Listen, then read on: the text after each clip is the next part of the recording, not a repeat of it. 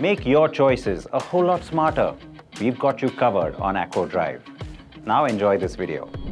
Aprilia's Made in India motorcycle platform has been a success, with the RS 457 being a major hit. No wonder then that it won the totem for the 2025 Bike of the Year. And as much as us sport bike enthusiasts love the motorcycle, well, for Indians who crave something a bit more versatile, that bike felt a little bit on the sportier side. Well, fret not, Aprilia has got you covered, because they have just launched the brand new Tuono 457. Now this motorcycle, we first saw it at ICPA 2024, and this bike has just been launched at 3.95 lakh rupees. So what exactly is this bike packing? How different is it from the RS 457? And is it actually any good? And should you pick it over its competition, that is the KTM 390 Duke and the Yamaha MT-03? Well, we got only an hour with the motorcycle in a very controlled environment. So we can bring you not many details, but let's start with what's really changed on this bike.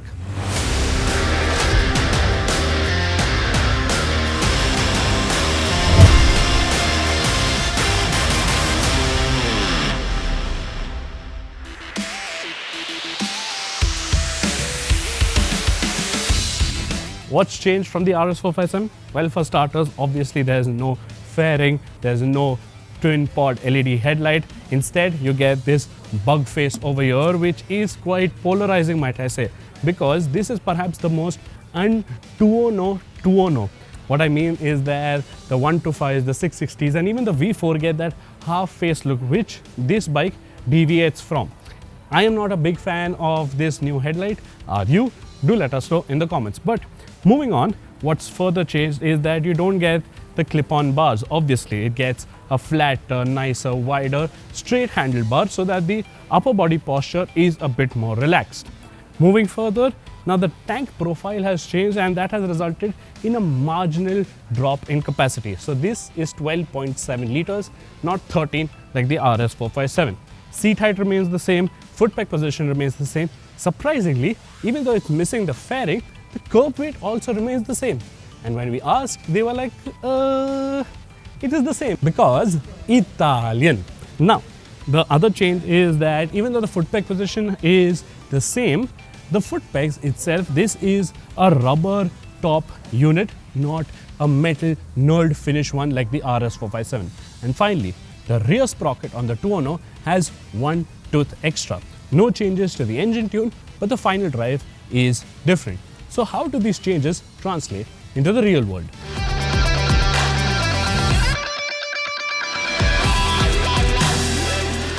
Now this engine, we loved it on the RS 457, and over here it feels a bit more responsive, a bit more prompt, and that is down to the revised final gearing. And even though that is not dramatically different, it is certainly noticeable because it is able to sustain speeds of say 35-40 kmph in 5th and 6th gear, so you can commute effortlessly. And such is the tractable nature of this engine that it loves to chug along from really low speeds in very high gears. But show it some poke, give it some gas, and this bike just leaps, because it is very free revving, spools up rapidly, and reaches triple digit speeds in no time. And because you don't have the windshield and the aero package of the RS 457 protecting you from say wind blasts and stuff, you get the sensation that this bike feels a little more energetic, a bit more fast. Obviously, it feels like a Tuono because even though it's fast, quick, it does that in a very linear and a progressive manner. Nothing that will scare you silly like say a certain Duke would. Having said that, this bike, well, you can get up to very serious speeds and it won't make you feel that you are doing those serious speeds, but there is a very lovely rumble to accompany. No changes to the electronics suite, the same 3 riding modes, 3-level traction control system and switchable ABS remain present, and the riding experience as such is flawless. Given the shortage of time, we rode the bike in sport mode and with TC set to 1. which allowed just enough slip to have an uninterrupted experience. And in case if you want to pop wheelies, switch TC off and just let it rip.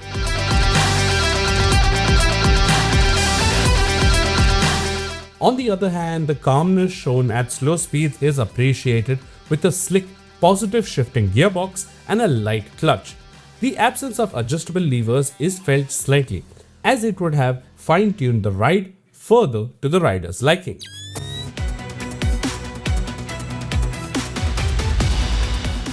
Now the other major difference here is the riding posture and the sense of comfort that this gives you over the RS 457. So for starters, while the seat height and the foot peg position, well, they remain the same.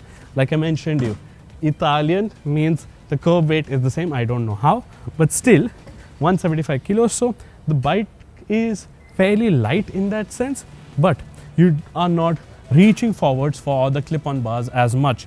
The flat handlebar is raised, your upper body isn't quite as taxed, you are not in a contorted sporty position, and overall this is a nicer position to do your daily commutes in.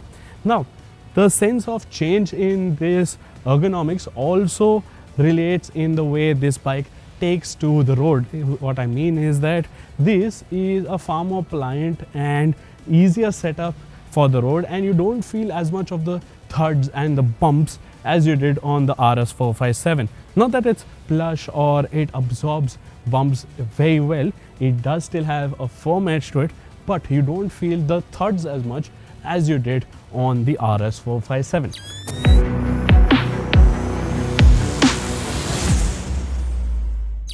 Now this comes as a slight drawback in the handling department. So while this bike is not quite as razor sharp as the RS, it still feels very potent when you want to hustle it. Now this, you don't have to muscle it around from one side to the other. Because of the wider bars, you get ample amount of leverage to pick the bike up from one side and push it. And because of the extra low end torque that you have, or the available torque that you have from revs as low as 2,500-3,000 RPM, this bike can really pull away from corners without breaking a sweat. The major drawback of the RS 457 was its braking performance, and while to a certain degree it is better here on the Tuono, it isn't completely fixed. The bike started fading the more spirited we rode, and while we didn't face it, a lot of other journalists found the front brake lever to come all the way back to the bar after several hot corner attacking sessions. Aprilia needs to take a look at this matter in seriousness, as this could potentially become a major deal breaker for the sport riding enthusiast.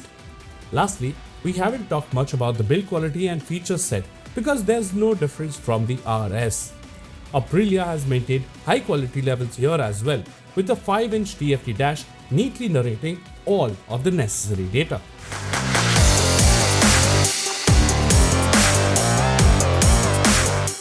So 3.95 lakh rupees, is the Tuono worth it?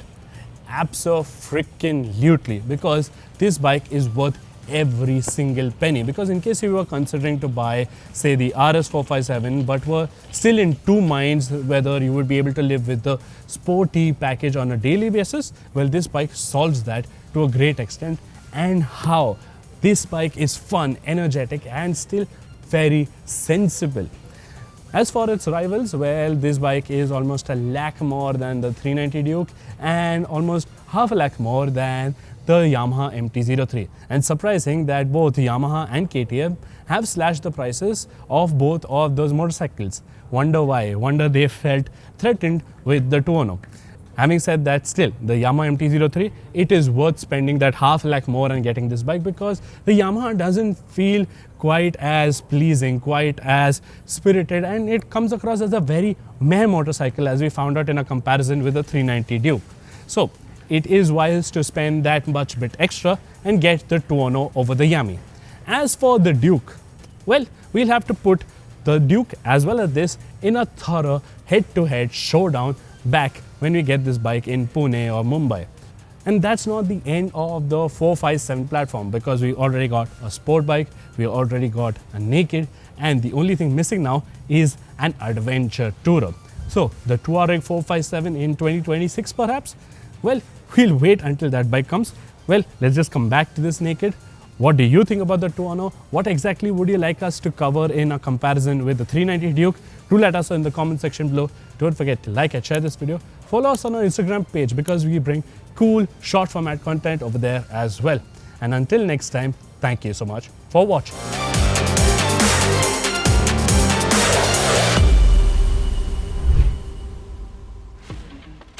Everything car and everything bike. We got you. Here on Acco Drive, our expertise for your ease.